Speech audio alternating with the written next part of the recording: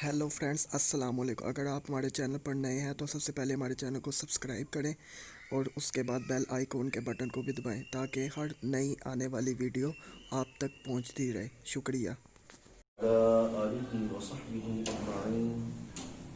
अम्मा बाद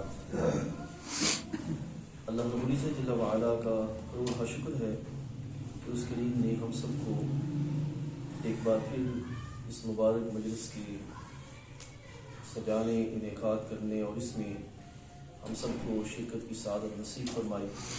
रब्ब कायनात हम सब का हाज़िर होना और उसकी तौफीक से जो आमाल सालिहा कलाम खैर बजा लाएँ वो करीम अपनी बारगाह अक़दस में कबूल मंजूर फरमाए।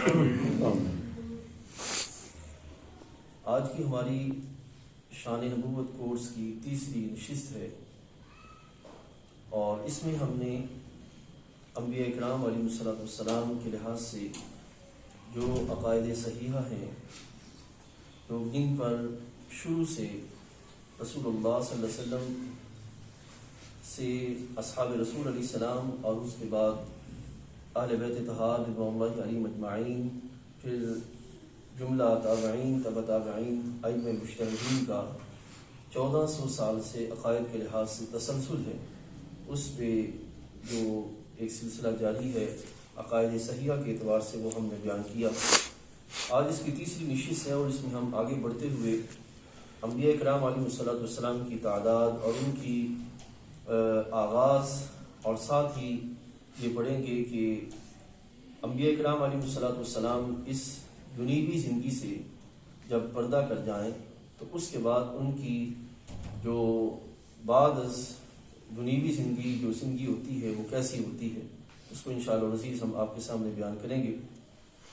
ये जो अक़ायद बयान किए जा रहे हैं ये महज अक़ायद नहीं है, बल्कि ये एक तराजू है जिस पे आप दुनिया के अंदर जो हवाएं चल रही हैं, अक़ायद मौजूद हैं, यानी कि हमारे अहले सुन्नत व जमात के दाएं बाएं जो अफराद मौजूद हैं, आप इन बयान करदा अक़ायद की बुनियाद पर आप उन्हें परख सकते हैं और ये जो बयान किए जाएं ये अक़ायद सहीहा हैं जिस पर 1400 साल से उम्मत का इज्मा है, तसलसल है, चला आ रहा है। तो चलते हैं। हज़रत आदम अलैहिस्सलाम से लेकर हमारे आका और मौला सल्लल्लाहु अलैहि वसल्लम तक कम बेश 1,24,000 अंबिया इकराम अलैहिस्सलाम इस कायनात में जलवा फरमा हुए। ठीक है, ये जो तादाद है ये आपने अपने ज़हन में रखनी है कि जब भी कहना है तो कमो बेश कहना है, फिक्स तादाद नहीं कहनी। 1,24,000 अंबिया अलैहिस्सलाम ये नहीं कहना, क्यों कि फिक्स तादाद की खबर नहीं। ठीक है, और अगर हम ये कहें कि 1,24,000 तो हो सकता है इससे ज़ायद हो, ठीक है, या हो सकता है इससे कम हो। जायद हो तो हम अगर फिक्स तादाद करेंगे तो जायद होंगे तो उनकी नबूवत का इनकार हो जाएगा, और अगर कम हो अपनी तादाद के एतबार से तो हो सकता है गैर नबी को नबी कह बैठे।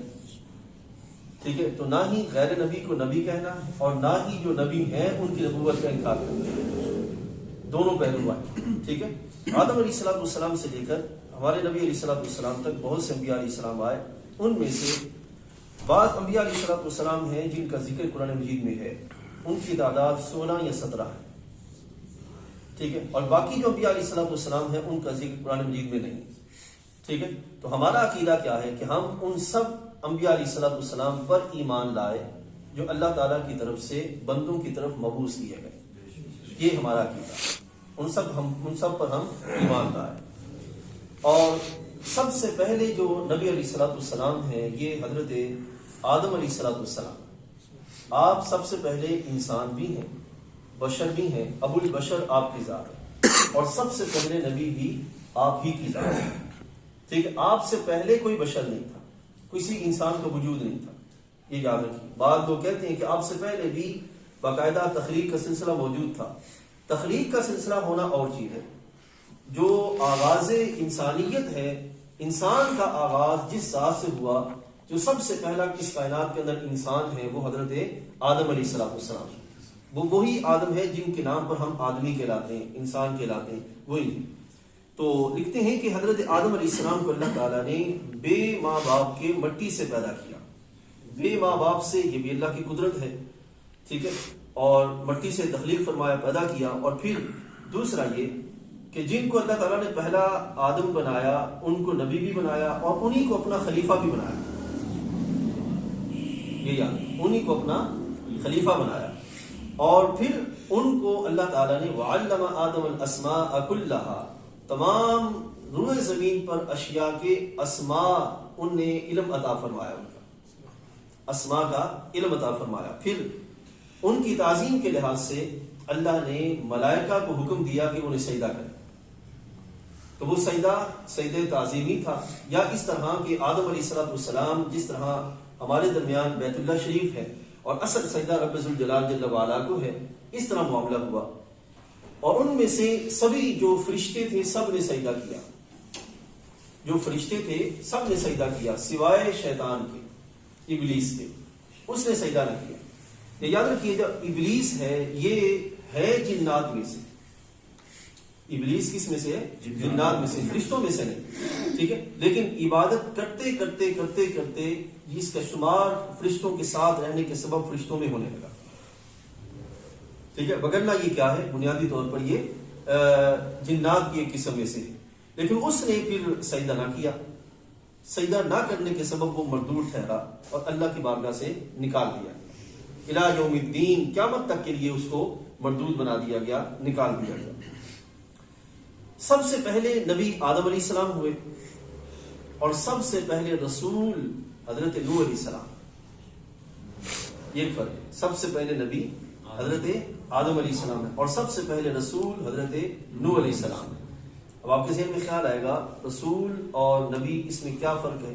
پہلی جو مجلس گزری ان میں نے یہ بیان کیا تھا، آج اختصار کے ساتھ عرض کیے دیتا ہوں کہ وحی نبوت اس کے سبب کوئی بھی فرد جس کو چن لیا جاتا ہے اس کو منصب نبوت کا اس سے سلسلہ اس کا شروع ہو جاتا ہے. وحی نبوت، جو نبی ہوتے ہیں وہ صاحب وحی ہوتے ہیں اور جو رسول ہوتے ہیں وہ صاحب شریعت ہوتے ہیں.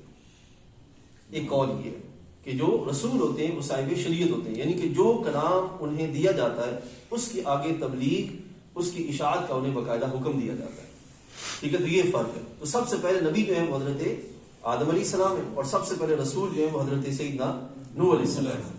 حضرت نوح علیہ السلام نے 950 سال تبلیغ فرمائی. ایک روایت میں آتا ہے ان کی عمر 1050 سال تھی اور ایک روایت میں آتا ہے ان کی عمر 1350 سال تھی، ٹھیک ہے. یہ اللہ تعالیٰ کی قدرت ہے کہ وہ افراد کو اتنے طویل عمر زندہ رکھے. لہذا آپ نے تبلیغ فرمائی.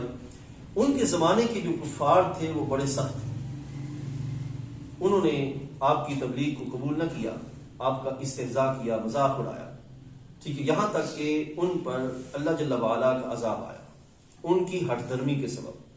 نتیجہ کا نکلا کہ اس عذاب میں وہ سارے کے سارے تباہ ہو گئے، اس طوفان میں وہ تباہ ہو گئے. اور جتنے افراد حضرت نوح علیہ السلام کے ساتھ اس کشتی میں موجود تھے، پھر آگے ان سے آدمیت کا، انسانوں کے سلسلے کا آغاز ہوا، ٹھیک ہے. اس لحاظ سے حضرت آدم علیہ السلام جو کہ اللہ کے نبی اور رسول ہیں وہ آدم اول، اور حضرت نوح علیہ السلام کو آدم ثانی کہا جاتا ہے کہ جن سے آگے جو ہے وہ انسانوں کا آگے سلسلہ چلا اور آغاز ہوا.